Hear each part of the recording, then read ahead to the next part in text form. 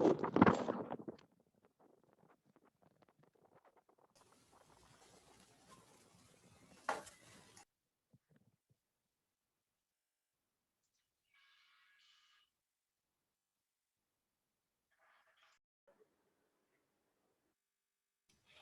everybody. We'll start the tutorial right now. Please open your cameras if you can. Great. So my name is Shir, and I will be delivering today's tutorial. And first, let's start with a few logistics. One second. All right. So as most of you must have seen by now, the second homework assignment is out and it's due by April 26th. So it's a very intense homework assignment. So I highly encourage you to start working on it as soon as possible. And also in today's tutorial, we will be seeing a lot of code examples. So for your convenience, we've created supplementary notebooks that have been uploaded to the Piazza yesterday. And I highly encourage you to go over them, make sure you understand what's happening, to run them. Everything that's in the tutorial is also available there. And the best way to learn how to write code and work with different frameworks is to actually try the examples yourself. Great. So let's begin with a brief introduction to deep learning frameworks. So as you've heard in previous lectures, deep learning kind of emerged in the academia. So the deep learning frameworks that people used were also originally developed in academia. The most common ones were Torch by NYU, Caffe by Berkeley, and Theano by University of Montreal. And later on, some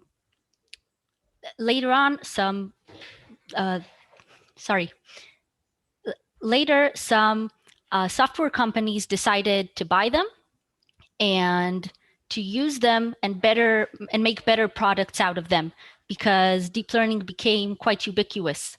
So Torch and Caffe were then later merged and acquired by Facebook into Pytorch, and Theano was the basis of TensorFlow by Google. So in this tutorial, we will mostly be discussing Pytorch, because that's the framework that we use in this course and is generally very agile and useful for research. So now let's discuss the building blocks of Pytorch.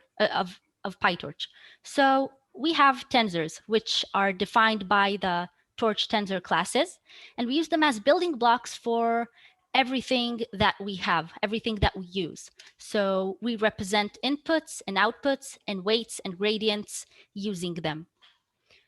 And the good thing is that they're almost just like NumPy. So for those of you who have worked with NumPy tensors, everything will be pretty familiar and pretty similar. So let's see the first example of how to create tensors. So we can create them from data. We have a list of nested lists, and we simply pass it to the tensor constructor. And then we receive xdata, which is a tensor of 2 dimensions with the exact same values as the data. Another way to create tensors is from NumPy arrays. So we can create a NumPy array with the data that we had over here, and we could pass it to the from NumPy constructor and then get the same tensor with the same values. Great. So since we will be using tensor a lot in this tutorial and in general with the Pytorch framework, it's good that we learn how to use the attributes. So it has several attributes. The first one is the shape attribute. So the shape is generally a tuple or a sequence that contains the length of each one of the dimensions of the tensor. So for instance, for our xdata tensor, the shape would be 2 by 2 because we have 2 rows and 2 columns. Another useful attribute is d-type. I have a question. Yeah, of course. Can it be more than 2 dimensions? Of course, we will. I'm not sure. Yeah, we will see some examples in this tutorial for more than 2 dimensions, but this is just a simple case. And the number of dimensions will be the length of the shape attribute. Great. So another attribute is dtype, and it states the type of the cells that we have within the tensors. So in this example, for instance, the type is 64-bit integers. But in most of the examples we will see later on in this tutorial, they will actually be 32 precision floats. And the last attribute we'll see for now is the device attribute. So as you probably know, in deep learning, we often use different hardware types. Please mute yourselves if you can. Great. So we use different devices such as CPUs and GPUs. So this device attribute helps us understand on which type of hardware or on which specific device our tensor is hosted. So specifically here, we have our device to be the CPU of the computer, which is the default device. Great. So now we'll discuss a little bit managing devices. So maybe the first question we would like to ask in this regard is, do we even have GPUs resources available? Can we use GPUs? And this is checked using the isAvailable command under the CUDA submodule that manages most of our GPU-related operations. So indeed, we checked and we have some GPU resources available. Another question we want to ask is how many GPU resources we have available. And this is checked using the device count command. So namely over here, we have a single GPU available. And the last thing we would like to do is to be able to move a tensor from one device to another. Sorry, did anybody ask anything? Please mute yourselves again, if possible. Great. So we move a tensor from one device to another by using the to command. So our original device for xdata was CPU. Then we use the to command on xdata to create a new tensor named xGPU, and we move it to a CUDA device, so to a GPU device. And then when we check the new device, we can see we have CUDA 0, which means the first CUDA device, and in our case, the single CUDA device that we have available. If anybody has a question, then just feel free to ask. Can I ask one? Yeah, again? sure. I'm not an expert, but what that I know GPU are better than the CPUs. Why just not use every time the GPU?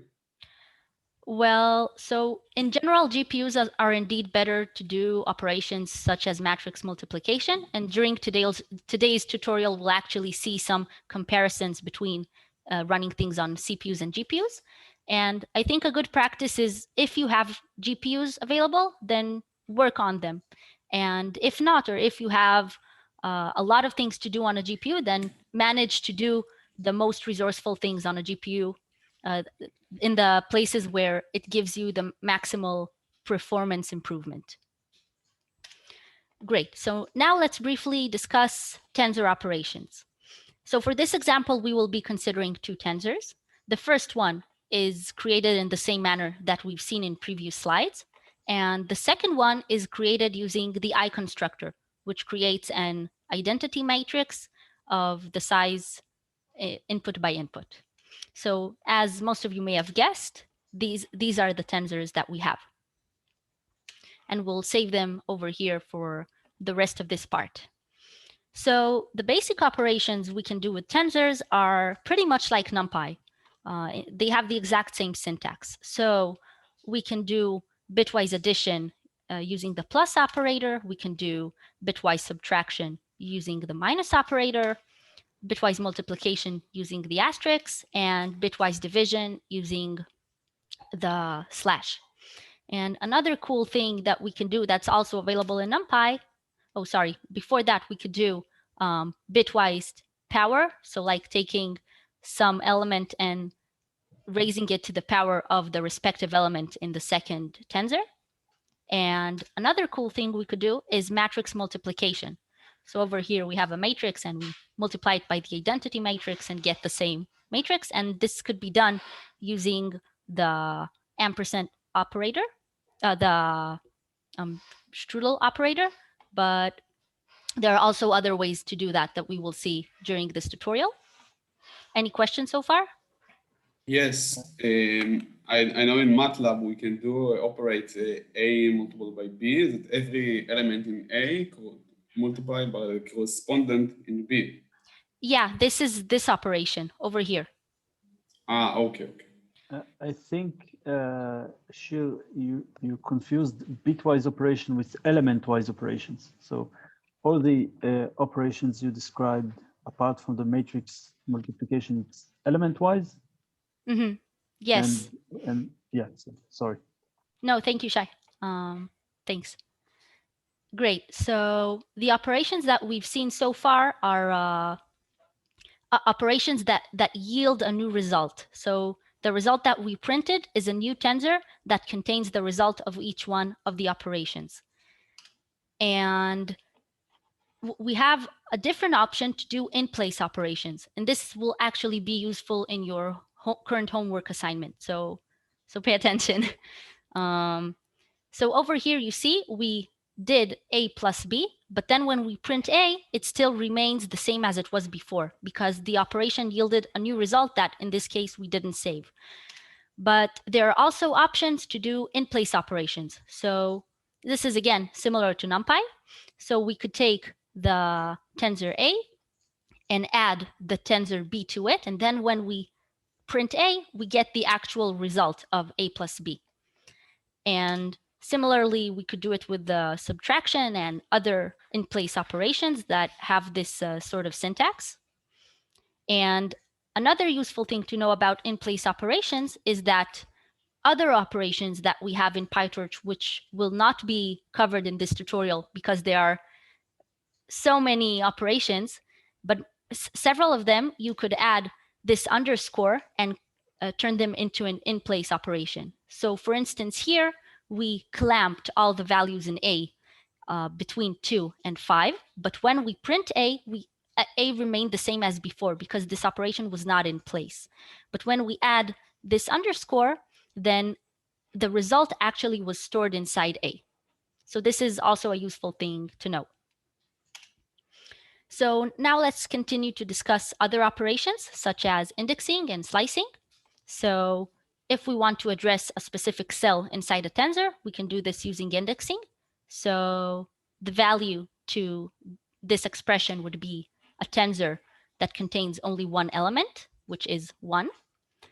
And do remember that when we look at the dimension, especially in 2D cases, it's useful to remember we have rows and then columns. So and we start indexing from 0. So the result of this expression would be a tensor with a value of 6 because we first count the rows and then the columns, like in NumPy. And we could also do slicing operations. So can anybody say what would be the expressions, what would be the output of these expressions? 1, 2, 3, and 1, 4, 7.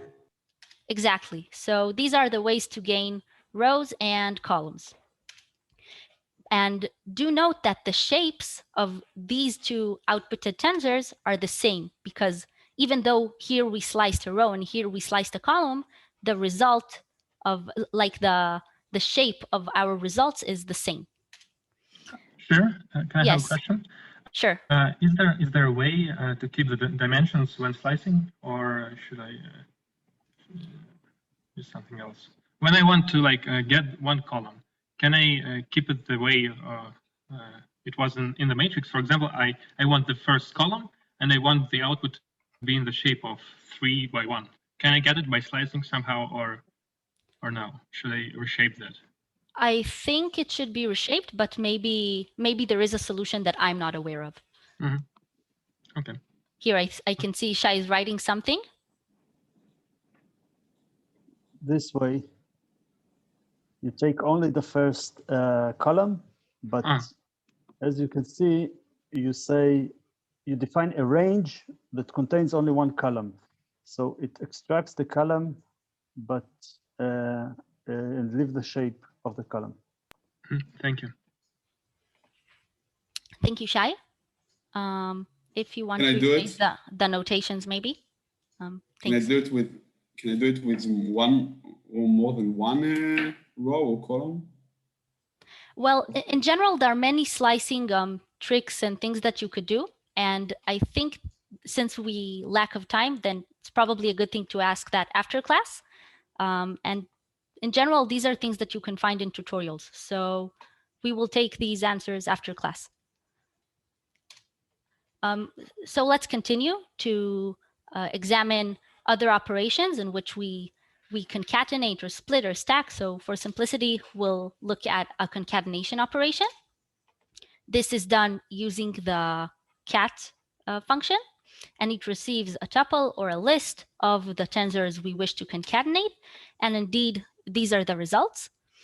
And you can see that the shape of such result is 6 by 3. But what if we want to do horizontal concatenation rather than vertical concatenation? So for this purpose, we have the dim parameter, which is similar to the axis parameter in the NumPy library, and it specifies on which dimension we wish to do the operation. So in most of these types of functions that do something along some axis, along some dimension, we could specify the dimension we want to work with. So for instance, once we specified we want to work on the one dimension, we have a horizontal concatenation rather than a vertical concatenation. And here the shape is the exact opposite of the one we had over here. So do note this dimension parameter. It's pretty useful. And we could also do some reshaping operations similar to NumPy. So assume we have a tensor, A, which has the shape of 3 by 3. We could reshape it into any shape that has the product of all the shape elements is the same as the number of elements that we have here, because otherwise the reshaping process is done is stopped in the middle, and we either have too many or too less elements. So as you can see, we got an output that has the shape that we wanted originally. And another useful operation that is prominent in Pytorch, and as far as I know does not exist in NumPy, is using squeeze and unsqueeze. So in case some of you have seen this actually enables us to create another dimension out of thin air. Sorry, did anybody say anything? Okay, so this enables us to create another dimension. So over here, we unsqueezed the first dimension. So now instead of having a two-dimensional tensor, we have a three-dimensional tensor where the first dimension is of size 1. And we could also do the opposite operation, which is squeezing. So we want to remove any dimension that has only a single element in it. We want to collapse them. And as you see, this is an in-shape operation. So we can print the exact same tensor we worked on, and it has that shape. And if there's anything you could take from this part of the tutorial is don't do it yourself. And by this, I mean that the Pytorch creators worked really hard to create efficient and useful and diverse types of operations that you can use in your code. So a good practice is before to try to implement some operation that you need yourselves, then look online and see maybe Pytorch already has it implemented. And also, as was asked in the first part of our lecture, our tutorial, so do use GPU resources if you have them at your disposal, because it usually speeds up everything. And if maybe a nice illustration to remember this is if you use your implementation, you're using a small type of Pokemon. And if you use PyTorch's implementations, you have more power. But if you want to have the best performance and the highest speed, so probably use PyTorch's implementations on GPUs. So now we'll examine a case study that will hopefully convince you that it's useful to use the PyTorch's implementations on GPUs. Can I ask a question? Sure. You showed how to set the GPU for a single tensor, but there is a way probably to set it as a default, right? There is a way, I think, and there is a command that I didn't write over here, but something that I personally do a lot of times is when I write a code, I define a device parameter, and then if I want to work with the CPU, I explicitly say I want to work with the CPU, and if not, I explicitly state it to GPU, and then every tensor that I create, I use the to operation to pass it to that device. So this is like a practice that helps you keep everything in the same device. So you do set every time for every new variable? I do explicitly, but I think there's also a way to do it automatically. If you want, then later after class, we could look for it. I can search for it. Thanks. I think the thing is that many tensors are not created manually, but you read them from disk or you load them from memory, from CPU memory. So you don't always have the way to default send everything to GPU. Therefore, you need this explicitly to operation. Thank you, Shai. Okay, so let's continue with the examining matrix multiplication. So we'll see several implementations of this. The first one is naive, and this is bad practice. This is simply doing matrix multiplication in the same sense that we compute it manually.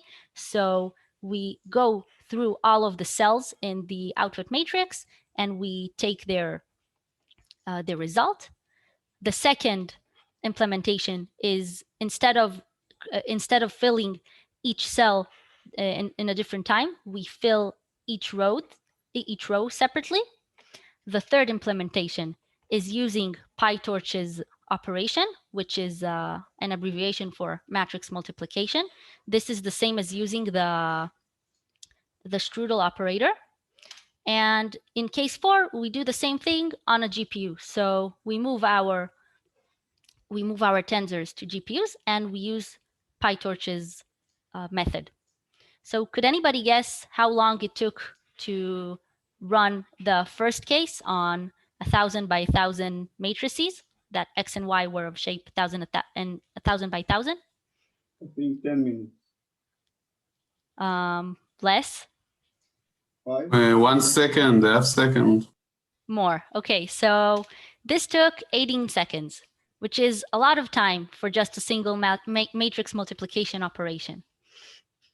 And the second case took 2 order of magnitudes less time. It took 132 milliseconds. Doing the third case took even less, so an entire order of magnitude less. And could anybody guess how long it took to run case 4? 5 milliseconds. Close. Anyway, it took half a millisecond. So as you can see, just for a single operation on a relatively large matrices, which are the matrices that we use because we work with images most of the time. So there is a large gap of performance. So I hope now you're convinced that it's useful to use the Pytorch operations on GPUs when possible. Great.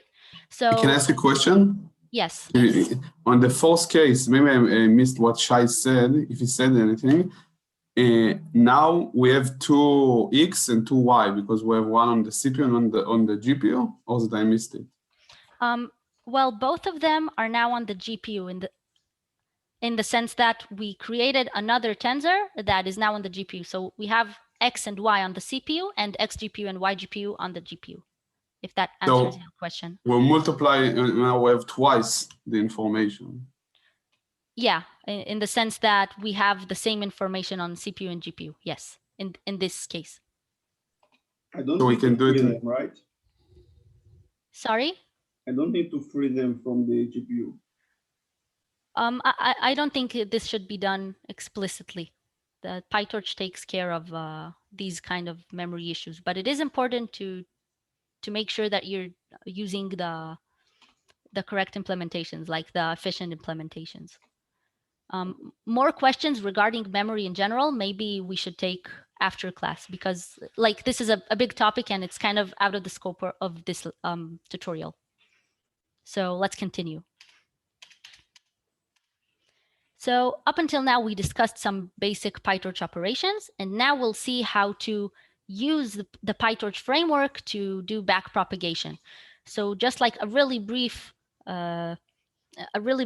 explanation of what backpropagation is, without getting into details, is we have a model and we have an input. We do some forward pass of this input through the model to receive an output. And then we take this output along with some supervisory signal, usually labels in our case, in a classification task. And we use them to compute a loss using some loss function. And then we compute a backward pass. That means we take the gradients of all the parameters in the models with respect to this loss function. And we would like to have a framework that could do this in an efficient and as much automated as possible manner. So ideally, we would like to not even have to implement anything in the backward pass. And as a spoiler, I will tell you that this is what Pytorch does for most of the cases. So first, let's discuss how to build a model in a modular way. So we could create different types of architectures pretty easily. So this is done using the nn.module class. So nn is a submodule of the Torch module, and this is an abbreviation for neural networks. And all the classes that you create of models have to inherit from this class. And when they inherit from this class, they need to implement two methods. So the first one is the init method, which initializes everything you need for the model. And the second one is the forward pass. So as we said before, in backpropagation, we do a forward pass. So we need to explicitly state what we're doing in this forward pass for a specific neural network that we're creating. So here we'll see a simple example of creating an MLP, a multilayer perceptron in Pytorch. So as you can see, this class inherits from NN module and implements these two functions. So in the init function, we first call the super constructor because we're inheriting from something. And this is pretty important, which is often forgotten. So do remember to do this. And then we define the rest of the layers we will have in our model. So the first one is flatten. That means we take some two-dimensional spatial input and we flatten it. And then we have alternatively linear layers and ReLU activations.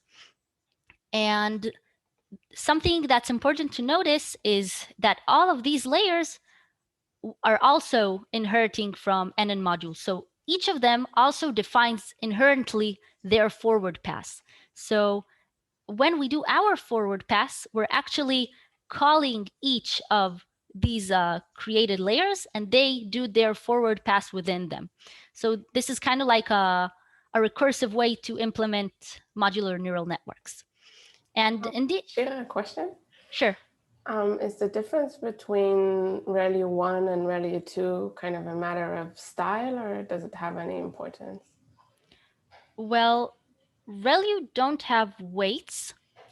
So in that sense, I think it doesn't really matter. But first of all, if anybody knows anything different, then you may correct me. You can reuse ReLU several times.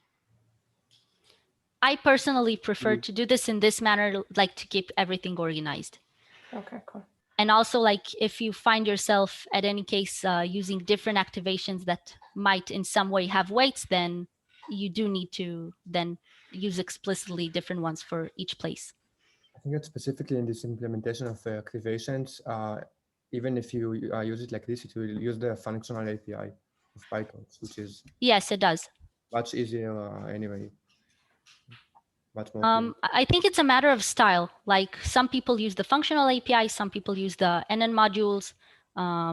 There are a lot of ways to implement these types of stuff. Like in these examples, you see one way that works, but if you have a different style that you prefer to work with and it works, then obviously you may do so. But in this tutorial, we did not add explanations on the functional API. Great. So just to see how we use these sort of classes, so we can initialize some random input tensor, and we explicitly create the class of the MLP that we've defined over here. And then we just we could either run it with a CPU, so take the model and use it as a method and insert the input to it and receive our output. And as you can see, our input is of shape B, which is the batch dimension. So this is like a convention. The batch dimension comes first, then the channel dimension, which in our case is 1. Assume we use grayscale images, and then H and W. And the output shape would be the batch dimension times the number of classes we have, because we have class distributions. Great. So we could either run it with CPU and with a GPU. And just again, to make sure you use GPUs, so you can see that it's much faster running with a GPU. And also, instead of explicitly defining the forward method in case you do neural network that have some sequential forward pass. So here, like all of these commands are pretty much the same, only using different layers. We pass the input in a sequential manner. So you can use the sequential container that Pytorch provides, and then you simply have to state the layers that you're using, and you don't have to define the forward pass. So this is pretty useful, and I personally like using it a lot of times instead of creating all this redundant code. But once again, that's only if you have a sequential forward pass. Great. So we discussed an NN module, and we discussed the forward method. And now we'll discuss how the backward method is computed. And for this, Pytorch introduces the Autograd mechanism, which will be further elaborated on in advanced Pytorch lectures. But in general, it uses some tensor attributes that we have not seen before. So these are the data attributes, the gradient function attribute, and the grad attribute. So the grad attribute contains the actual gradients once the backward pass is done, and the grad function contains the function which we use to take gradients for some specific tensor. And now we'll go through a simple example. So assume we create a tensor and we explicitly require it to keep track of its gradients. We can print the different attributes, and as you can see, currently it has no gradient because we hadn't done any backward pass, and it also does not have a gradient function because it is not created by some other tensor that does require gradients. And we could later define more tensors that use this tensor, and then their gradient function is then set to the operation that was used to create them according to the previous tensor. So as you can see, y over here has the addition backward function. So then when we apply backward pass, it will take gradients according to the addition operation. And similarly, we have z and out, which use multiplication and mean backward functions respectively. And then finally, when we do take the backward pass from one of the tensors that we defined, then they use all of these functions to automatically take our gradients using the chain rule in a backward manner until finally we have the gradient for x. So the cool thing about this is that we don't have to explicitly write anywhere the way that we take gradients. This is all done using Pytorch's framework.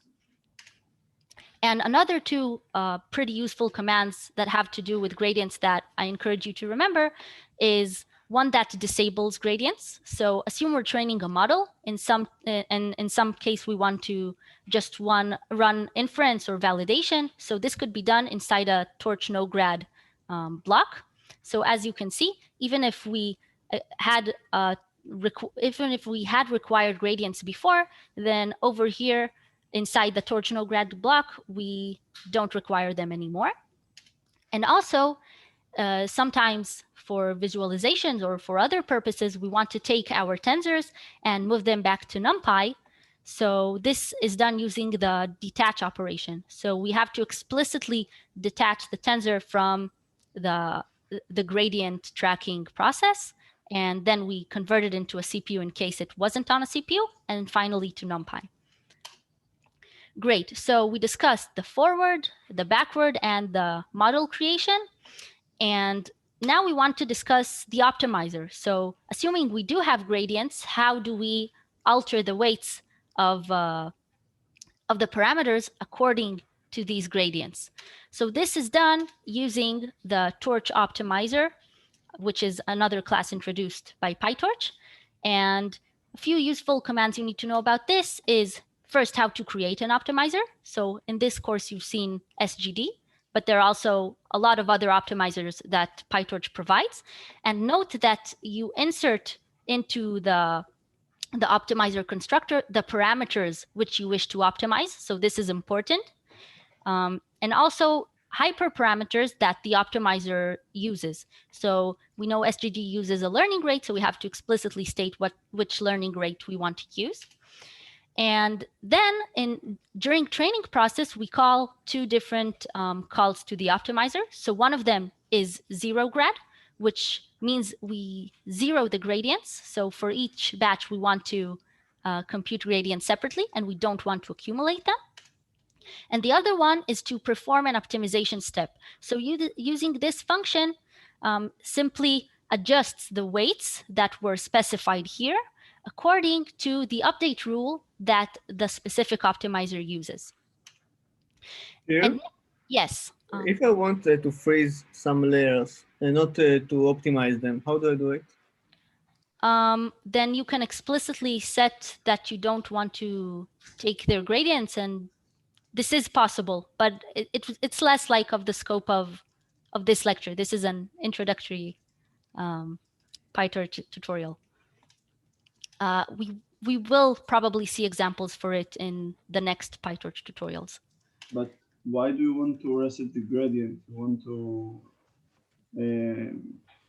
use the gradient that you calculated now? Yes, so the thing is that Pytorch defaultly accumulates gradients through different batches, and it is useful in some cases, not in cases we've seen in the course so far. So this is important to zero the gradients in order to make sure that we calculate gradients for each batch separately. And I think that in the next part of the tutorial, we will see an entire example, and hopefully it will be more clear by then. And if not, then you can address me after class. Great. So putting it all together, we want to take an MNIST classification task, but not of the regular MNIST, of fashion MNIST, in which we have we don't have numbers, we have clothings instead of numbers. So in general, there are several steps we have to do when we want to train something. We have to set hyperparameters, we have to handle the data, we have to define a model and loss and optimizer, we have to do training and inference, and it's also useful to do some visualization, and of course to do the actual training loop. So let's go through this pretty quickly. And once again, if you have more questions, then you can see all of this example in the supplementary material, and then ask me offline. So first of all, a pretty good practice is to save all of the hyperparameters in a single cell. So this way you have everything organized and everything in the right place. Data handling is something that we'll not cover in this tutorial, but we will in future tutorials. Defining the model and the loss and the optimizer is pretty similar to what we've seen so far in the tutorial. So we defined a model using the sequential container. We moved it to our device. We defined an optimizer and also a loss. So we have different losses at our disposal using the Torch NN submodule. And then we have a training loop in which we go over each batch. We move our data to the relevant devices. Then we take a forward pass and we compute the loss value using our criterion function and the predictions, the output that we got from the forward pass, and our supervisory signal, our labels. And then we zero the gradients, we compute new gradients using the backward pass, and we perform an optimization step. And also, we could have inference loops in case we want to validate our data. So here again, we use the Torch no grad block. We go over the entire data. we pass it to the correct device, and we apply a forward pass and then uses its results to do to take the evaluation metrics or anything else that we need. The visualizer is something that I added to the supplementary material, and you're more than welcome to look at it and use it for your projects or for anything that you need. But finally, we have a training loop in which we simply call the train loop and then the inference loop on the different data loaders, on the different data parts that we have. And then we update our visualizer to show us loss curves instead of just seeing the numbers. And in my opinion, it's pretty good to have something like to see the visual results instead of just seeing loss as numbers, because then it's pretty easy to see where we're overfitting and to see all types of phenomena that with reading numbers is simply complicated to see. So hopefully this gave you some sense of how to use Pytorch, and we will have other Pytorch tutorials with more advanced materials. And next week, Asaf will teach you convolutional neural networks, which is very, very exciting. So thank you. Next week is Yom Ha'atzmaut, right? So we don't have a lesson. You don't have a tutorial, but I think you do have a lecture. Tutorial. Should we stop the recording?